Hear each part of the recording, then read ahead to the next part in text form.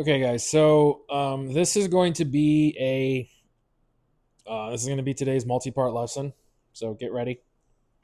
And this is this is a concept that I want to say I came up with on my own. I want to say that I came up with this on my own, but it's probably been like anything in life.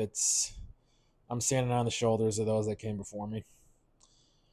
Um, so regardless, this lesson here. This is something that I came up with, and this is also something that I am coming to terms with myself. So, this is by no means a finished idea. And when I say a finished idea, meaning that it's finished up here, okay?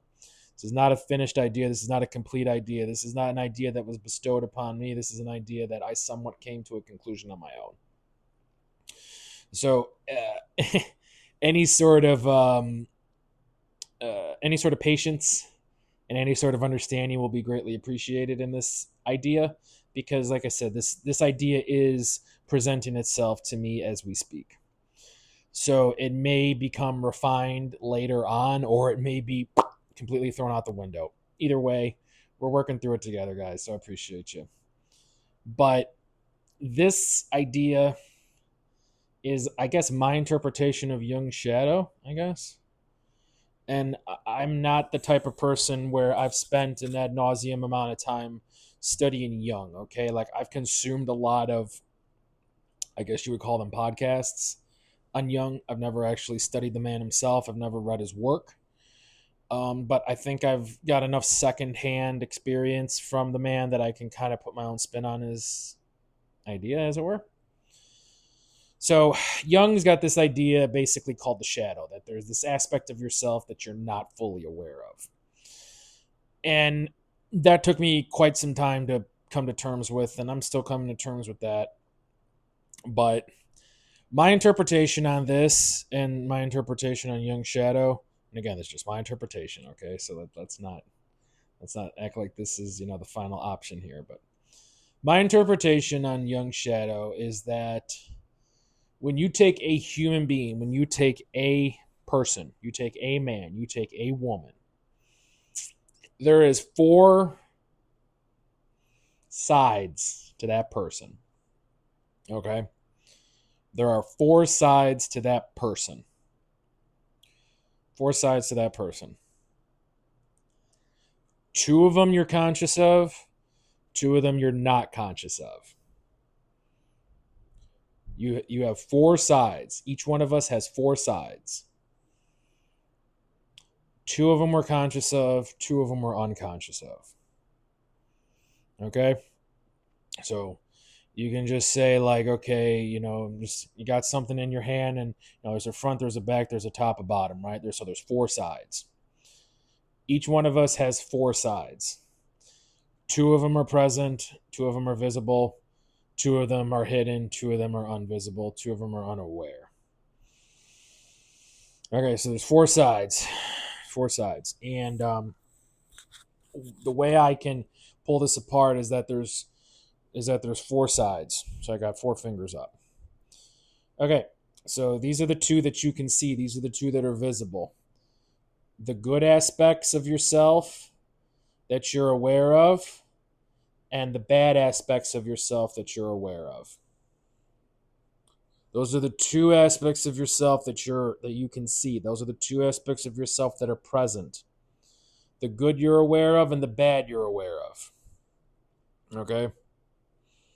So you say the good I'm aware of. Well, I hold the door open for people. I call my friends. I carry out my trash.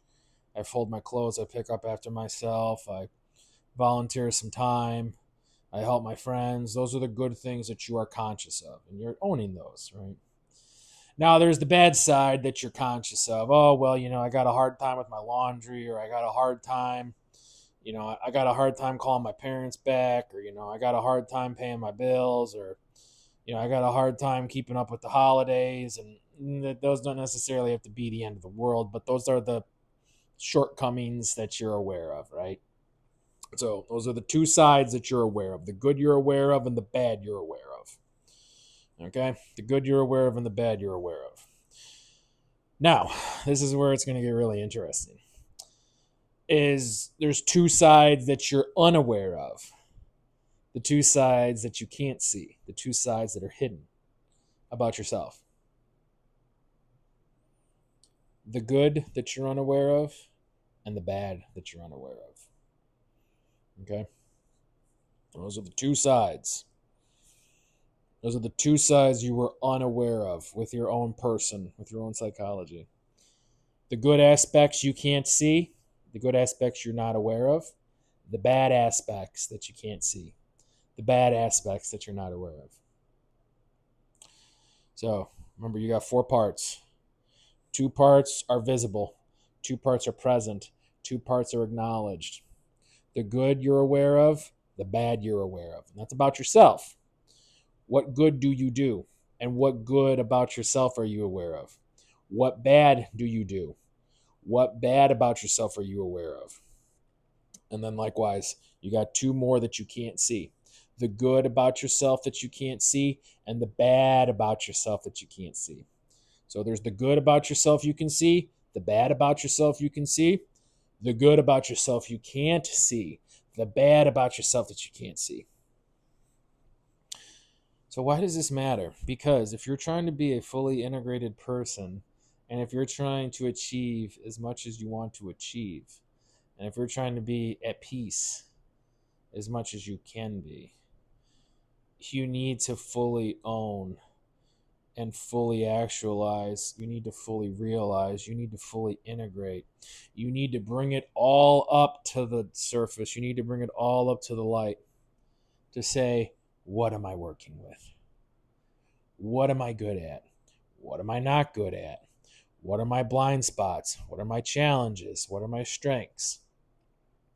If you're trying to be a fully cohesive person that moves through this world with less agony than normal, you need to have as much of yourself integrated and as much as yourself actualized and aware. You need to have as much of yourself pulled up to the surface as possible. Because if you simply say, I don't need to worry about my shortcomings, I don't need to worry about my bad side, I don't need to worry about my good side. Oh, really? You don't need to worry about your bad side. Okay. I don't have a crystal ball. But if you don't come to terms with the things that pull you down and the things that pull you down that come from within, you could be heading towards a road of destruction very quickly. And it may manifest itself as a simple substance issue, or it could manifest itself in some sort of legal proceedings, or perhaps pushing up daisies. Both of those sound bad to me. And so, in avoidance of that, let's pull these 4 things apart and let's see where they take us. All right, I'll see you for the next lesson.